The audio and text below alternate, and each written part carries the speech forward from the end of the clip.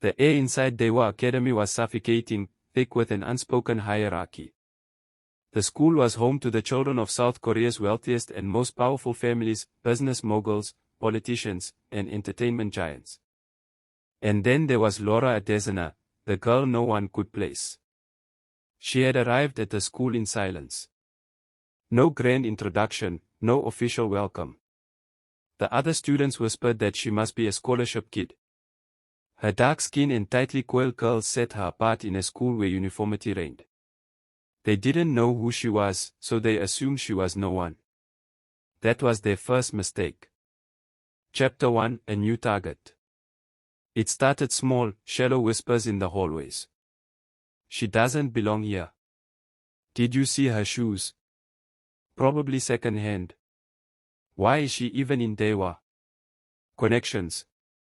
Laura ignored them. She had survived worse. Then, the bullying escalated. Her textbooks vanished from her locker. Dirty water spilled accidentally onto her uniform. Her test scores were called into question, as if she could only be here through favoritism. At the center of it all was Kim Jin, the student council president, the golden boy of Dewa Academy. He never laid a hand on her, never tripped her in the halls or shoved her books off her desk. He didn't have to.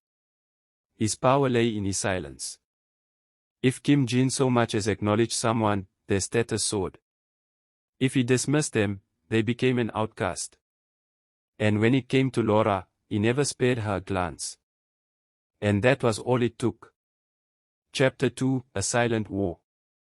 One day, Laura entered the classroom to find her chair missing. The other students barely concealed their smirks. With a sigh, she crossed the room and dragged the chair from the back, setting it in place without a word.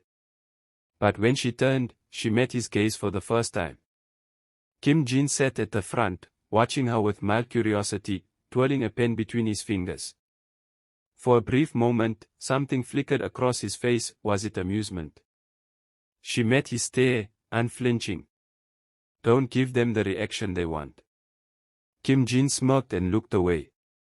It was the first time he acknowledged her.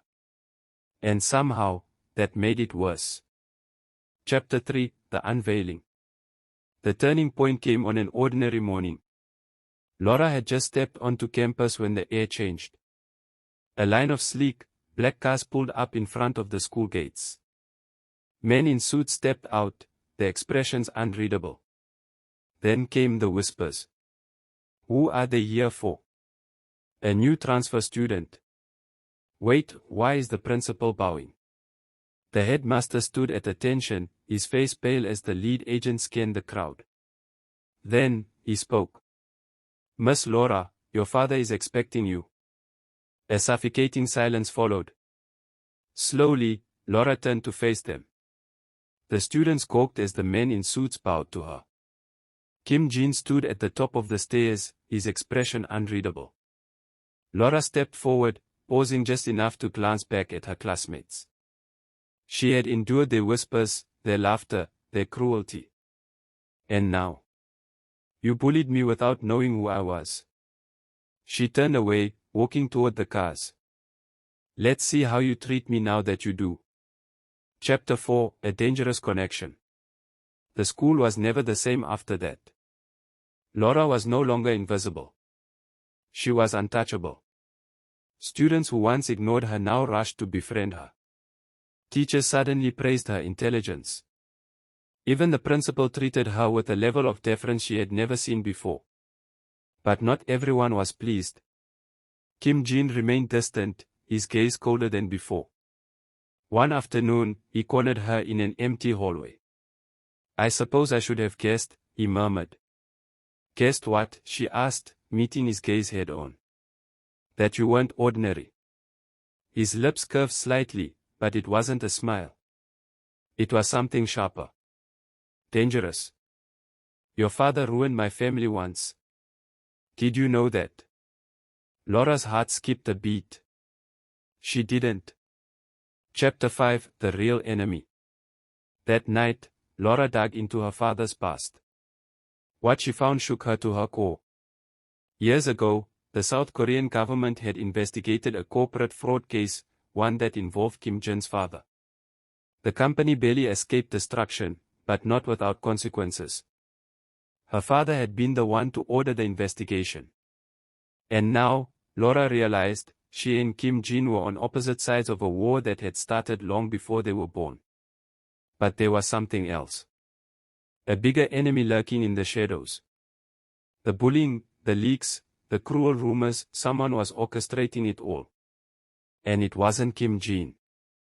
It was Chairman Kong, the head of the school board. Laura wasn't just a student, she was a political threat. And Kong wanted her gone. Chapter 6, The Alliance of Enemies. Kim Jin found her in the library the next day. "You're being targeted," he said bluntly, sliding a file toward her. Laura flipped it open. Inside were records, secret payments made to students to harass her, evidence of surveillance, even notes on how to destroy her reputation. "Why are you showing me this?" she asked. Kim Jin leaned forward, his dark eyes unreadable. "Because we're both being used," he said. "And I don't like being someone else's pawn." A beat of silence passed. Then, for the first time, Laura smirked. "Neither do I." Chapter 7, The Rise of the Heiress. Together, they unraveled Chairman Kang's corruption, exposing him for manipulating students and leaking information. The scandal sent shockwaves through the school, and for the first time, Laura wasn't just surviving Daewoo Academy, she was changing it. At the graduation ceremony, her father arrived in person, but he didn't need to speak for her. Laura stepped onto the stage, looking over the crowd that had once laughed at her. "You all taught me something," she said, voice steady. "Power means nothing unless you know how to use it. Today, I choose to use mine." The room erupted into whispers, applause, and shock. And in the crowd, Kim Jin smirked. He had once dismissed her. Now, she was the most powerful person in the room.